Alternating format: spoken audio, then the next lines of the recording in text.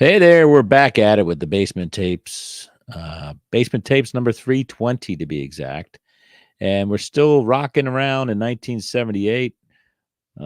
Still messing around with sports cards here and talking about specifically here the 1978 Topps football set, of course. And this is a set that, unlike its baseball compatriot, I feel like I've loved this set for a very long time. Perhaps, obviously, it's sentimentality involved here, but it's one of the more vivid sets I remember collecting and probably collecting because I was collecting it in real time. I had a lot of 70s football cards from somewhere, but these ones I remember collecting and ripping from packs, as the kids say these days. So I have right now 385 of them, I'm told, and that's not a set. I thought at one point I had the whole set, but that is not a set, folks. And as recently as yesterday, I put a couple of these more into my collection, and so it's an active, ongoing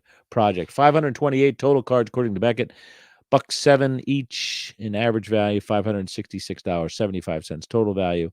$100 to $250. A complete set of these should cost you, according to those folks there. 78 Topps football set contains 528 standard size cards. Card fronts have a color border that runs up the left side and contains the team name. The player's name is at the top, and his position is within a football at the bottom right of the photo. So there's a lot going on there. The card backs are printed in black and green on gray cardstock and are horizontally designed. Statistics, highlights, and a player fact carton are included. Wow. Cartoon, I guess that's what that's supposed to say. Not a Cartton, a Cartoon. Subsets include highlights 1 through 6, playoffs 166 to 168, league leaders 331 through 336, and team leaders 501 through 528. Rookie cards include Tony Dorsett, Randy Cross, Tom Jackson, Joe Klecko, Stanley Morgan, John Stallworth, Wesley Walker, and Reggie Williams. Hard to believe that John Stallworth, that far in his career, was just getting his rookie card. Trying to think if that's accurate. It just doesn't smell right, but maybe I'm getting him confused with L.C. Greenwood. But anyway, Dorsett was the big guy there, folks. 97 rookie cards, it says. Again, football Topps rookie cards were delayed, sometimes by several years, as is in the case of our friend John Stallworth. Number 82 for the Pittsburgh Steelers. 528 here. Let's look at the top three. I'm guessing Tony Dorsett. And I'm guessing, there's Joe Klecko, number 2. How many times do people say that? I need to get me a Joe Klecko rookie card. And then in third slot is a Walter Payton, Roger Staubach, and John Stallworth three-way tie there. Let's get over to TCDB. Classic design these things were. I've got no complaints on the 1978 Topps football set other than we have no NFL logos. These people are playing in a league without logos, apparently, back then. Teams depicted are the Falcons, Colts, Bills, Bears, Bengals, Browns, Cowboys, Broncos, Lions, Packers, Oilers, Chiefs, Rams, Dolphins, Vikings, Patriots, Saints, Giants, Jets, Raiders, Eagles, Steelers, Chargers, 49ers, Seahawks, Cardinals, Buccaneers, and the Redskins. There's 86 Hall of Famers in here. Again, we have highlights and playoff cards and leader cards and all that fun stuff. Team leader cards, checklists, all that stuff. So if you were a Hall of Famer, you could find your way into this set in a lot of different ways. 97 rookie cards. Joe Pisarcik was your first one. Joe Pisarcik. The victim of one of the greatest plays in Philadelphia Eagles football history. Inserts and relateds, team checklists you could send away for these as well.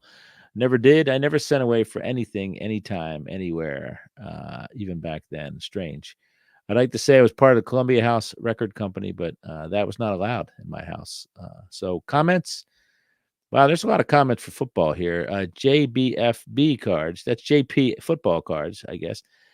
This was the first set we ever bought. That's a backslash open packs in 1981, 5 for $1. 81. Wow, you're a little bit 3 years behind, I guess, on that. Interesting. This was the first pack that I ever ripped, and also my first year of Pee Wee football, says Borean. I'm quite sure that it was 50% about the kids and 50% about the cards and 50% about the gum. So I completely botched that up. Apologies. C. Nangle tells us this is probably my least favorite of the pre 1980 Topps football sets. As a kid, I was a little disappointed in this offering when it first came out. I thought the photography was not as personal as previous sets, and the front design was boring. I don't dislike them as much as I did at the time, but I still don't feel the same excitement as I did with other sets from the 70s. Wow, that's pretty deep, dude. So good for you for having an opinion and being able to articulate it, even though I disagree. I think the design of the cards is wonderful. BB Cards and Stuff says, I have no idea. Memory is shot. But I'll say this was the first pack that I ever ripped, and also my first year of collecting Tony Dorsett cards. A kid in the playground had a Tony Dorsett. Sorry, what the heck am I saying? Tony Dorsett, rookie, and I had to have it. I think my collection dwindled to about nothing after trading him for that Dorsett card. I'm sure I had my white 33 jersey on as I traded for it. Well, as a Cowboy fan, you deserved what you had coming to you, sucker. Composer Mike's back. This is the set that introduced me to Topps football. The borders, colors which complemented the photos, and capital letter team names create a simple yet entertaining design. Thank you, Composer Mike. We are friends again. James Bring is bringing the fact that these were the first packs I ever opened. I don't remember much other than I had O.J. Simpson, Roosevelt Leaks, and Burt Jones! Exclamation point. I glued them all in a notebook. I'm guessing probably had about 10 packs worth. Windy City Kid says, for some unknown reason, Burt Jones did not have a card that year. So James Bring and Windy City Card are at odds there.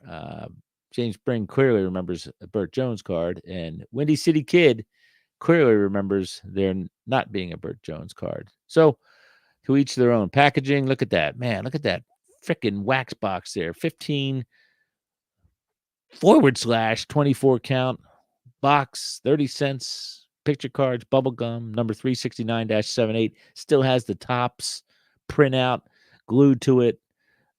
Man, just gorgeous. The wax box is an explosion in your eyes. We have orange and green and white and possibly red and blue. Pro football picture cards, bubble gum, curved tops, curved T tops. Oh, everything's there. Look at that wax or that cello pack with Clark Gaines. No logo on his helmet at the Meadowlands. The Jets written prominently down the side of the card. Just gorgeous. I don't know what's going on with the Pro Football picture card bubblegum wax box there. The rack pack looks nice, but the wax box has a logo, looks like a fish on fire on the side of somebody's helmet. So Topps overcompensating for their lack of negotiating skills by just making up logos that made no sense back then. There is a card killer and that is on the Card Locker, the Topps Super Sports Card Locker ad offer on the red and yellow and blue wax pack there. Clearly prominent National Football League Players Association logo on that pack. And there is no premise of a logo, thankfully, on the wax pack. So let's get over to see what else we have here. No sell sheets. Yes, we do. The NFL pros are in motion on the field and on your counter. New 528 card 78 series with more NFL action scenes than ever before.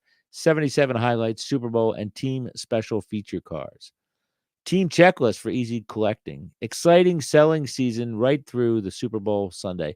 Those are all bullet points, folks. And this is laid upon a bed of Bills and Colts players anonymously tinkering on the field at man, I don't know what stadium. Maybe it's the Colts stadium, I guess. There, Memorial Stadium. Hard to tell with the blurry background, but something's happening there, and it's on natural grass, and it's gorgeous. It's absolutely gorgeous. 30-cent bubblegum picture cards, 24 per display box. Topps 369-78.